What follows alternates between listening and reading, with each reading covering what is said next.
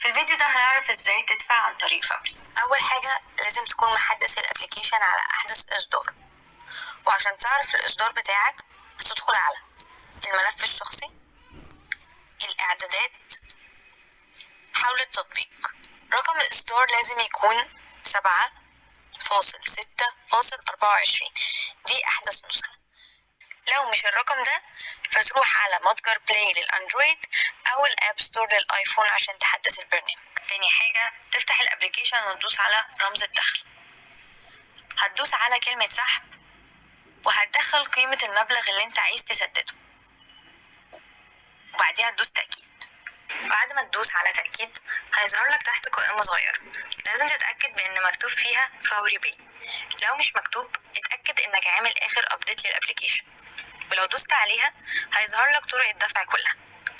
بعد ما تدوس على دفع هيظهر لك كود الخدمة ورمز العملية، دول اللي هتستخدمهم للدفع عن طريق خدمة فوري باي، ممكن من الابليكيشن فوري او من اي ماكينة فوري. ولو هتستخدم المكنة بتختار رقم 2 اللي هي دفع بكود الخدمة.